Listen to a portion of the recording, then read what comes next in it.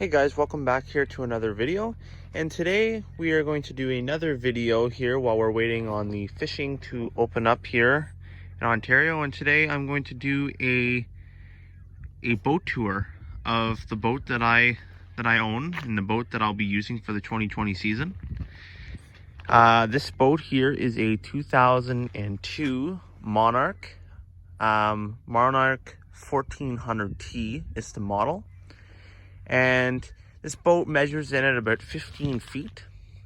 And it is a tiller model. So let's just look around here and I will show you kind of what I like to do in it and how I rig it up and what I have in the boat and that kind of good stuff. So stay tuned. All right, so we will start at the back of the boat here.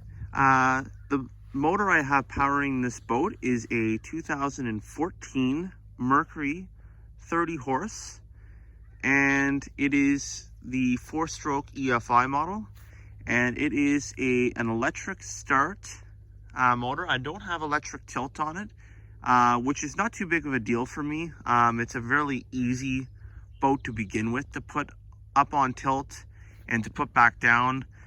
So the electric start is really nice. That way I'm not having to pull the cord and vice versa. So it's nice that way. But overall, this motor is a beautiful motor. When I bought this boat, it had about 5 hours on it. So it's a gorgeous looking motor. So yeah, it's just, it's been a great motor for me so far. Like I said, not really a scratch on it. But that's what powers up the boat. Overall, for speed of this boat is not a huge boat by any means. It's a 15-footer, has a beam of about 70, I believe, or 69. So the boat doesn't weigh a whole lot. So this 30 horsepower actually pushes this boat along actually really well. So I believe with one person I can get about 50 kilometers an hour. And two people I usually run at about 46 and a half, depending how much that second person weighs. So for a 30 horse on a tiller boat like this, definitely not complaining with the speed. It goes along really well. It planes out really well. Has great hole shot. You could mess with props, but I have a standard prop that came with the boat. Overall, really happy. 50 clicks an hour with one person, you can't really complain with that. And same thing with 45, 46 kilometers. You're not going to be upset with that. The boat did go a little quicker. It went about 2 or 3 clicks an hour quicker. But then I added the trolling motor on the front, so I lost a little speed, but it was kind of important to me to have the trolling motor. So let's jump into the boat now. All right, so here we are at the back of the boat. The back of the boat is pretty simple, like most tiller boats. It has one swivel seat right here. The seats are really comfortable, really happy with the seats. I have all of my controls down right here. So I have my bilge pump, my navigation lights, my fuses, and my live well shut on and shut off as well right there. Overall, when I got this boat, it definitely was not perfect, but for the price range that I bought it for, it was almost a steal. But overall, there's a few things, like the carpeting right here is a little bit stained, but when you put the gas tank over top of it, it's not too big of a deal. But overall, this is sort of the back of the boat. This is sort of the driver's seat, if you will. I have this fish finder here. It's the Helix 5. It has Navionics as well on it, and it has down imaging as well on it. This is a great little fish finder. 5 inches is plenty big for a fish finder as far as I'm concerned. I've been using it. I've had it on this boat for about 1.5 years now. Really happy. I'm able to mark spots if I want to kind of put it in, and it will take me right to the spot. So basically this is sort of kind of a navigation thing for me, so I can go to the spots that I mark on different lakes. I fish a lot of different lakes, so it's kind of nice to be able to mark those spots. Also, it's also really nice to kind of look at the bottom of the lake for structure with the down imaging. It's also really nice to have that sonar ability and see, kind of get a feel for if there's any fish in the area, that kind of thing. So really nice fish finder. This fish finder was about $500. I also have a ram mount on it as well. So the ram mount is really nice because I'm able to move it around. I'm able to kind of move this around. If I'm fishing on the front deck, then I can move it backwards. The one thing I really like about these tiller boats is the amount of space that you have in these boats.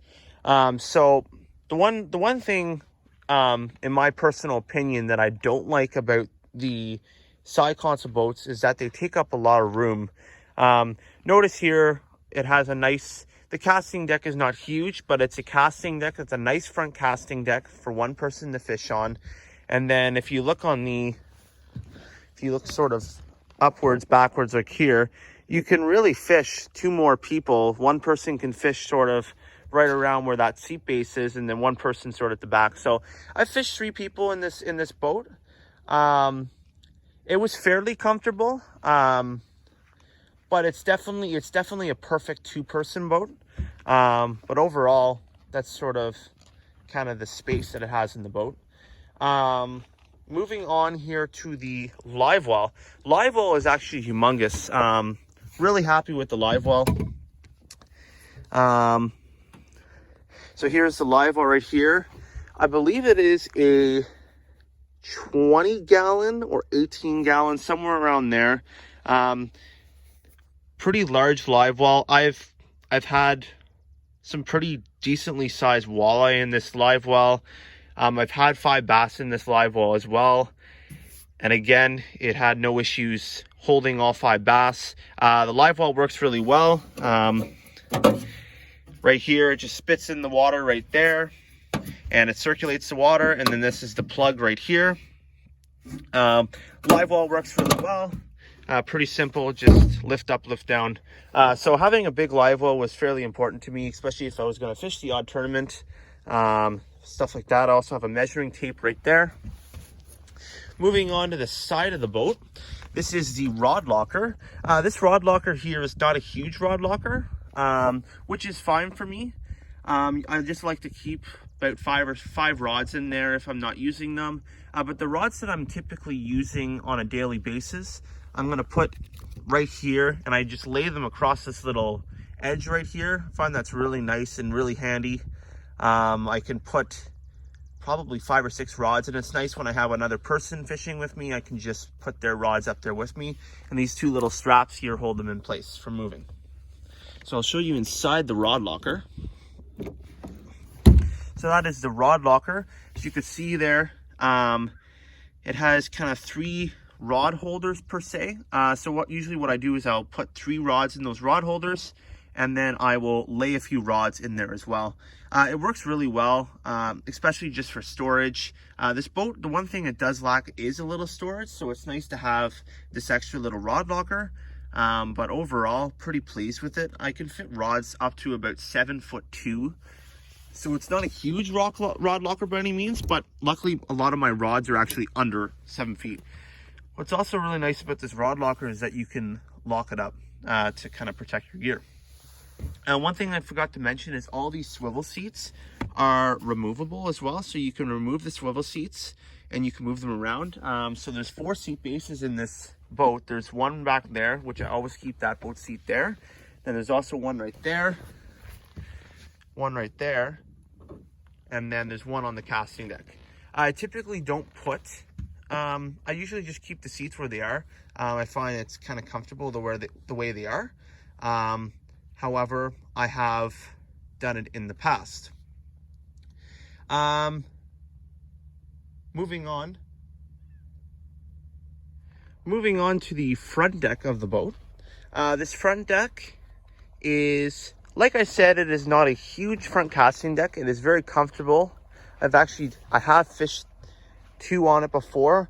But overall, it's a very comfortable front casting deck for one person. When there's lots of extra room in these boats, because of the availability for extra room, it's not too big of a deal to have a big, massive front casting deck, because there's lots of room for other people to fish in the boat as well. As you can see, there's the front seat base. There's the trolling motor plug-in right there. And then as well, I have a storage compartment right here. This boat has implemented the Tempress storage compartment system in it. I actually just replaced, so this is a brand new one. So you just open up these two little things, and this is all storage inside of here. And this is where I keep my 12-volt battery, as well as some life jackets and a safety kit. So overall, this works really well in the boat. Like I said, this boat, if there's one thing that it is lacking, it is a little bit of storage. I mean, obviously, not everything about your boat's going to be perfect to your standards, but there's a lot of stuff that I really love about this boat, and that is why I bought it, of course. And moving up to the front here is the trolling motor, the bow mount trolling motor. This is a Minn Kota power drive. So this is an electronic based power drive, so it's not a cable based. One really nice thing I actually like about it is that the pedal itself has a really long cord on it, so it can actually reach all the way to the back of the boat, which is actually really nice. I find that this is a 50-pound thrust. Hold on. This is a 45-pound thrust trolling motor. Because the boat is not a heavy boat, I don't need any more than that. I find that it actually, like when I get this thing on 10 speed, on like the 10th speed, I can go about 5 clicks an hour with it. So it does everything I need it to do. It lasts a long day out onto the water with a 12-volt. It mounts really nice on the front. I also have the slide out, the quick bracket there that I can just take the trolling motor right off, and then the bracket just stays on, and then I just slide it back on. So it's really, really handy that way. All right, so that's going to conclude the boat tour. I hope you guys enjoyed this video. I didn't get into the boat trailer too much. The boat trailer is a shoreliner trailer. It is a galvanized trailer. It does the job. The lights work on it. So that's everything that you want in a boat trailer. Overall, I'm really, really happy with this boat. The fishability is really great. I can get a really, really, really good speed out of this boat, especially for what it is. So very pleased with that. The boat is really good on gas, so that is also another really good thing when you save a lot of money like that. And like I said, it fishes 2 to 3 people really comfortably. Will I have this boat for the next season? I really like this boat, but it's possible that I might upgrade and maybe get a little more serious with tournament fishing, and for that reason maybe I might upgrade in the future. But right now, this will be the boat that I'll be using for the 2020 fishing season. So I hope you guys enjoyed, and we will see you in the next video.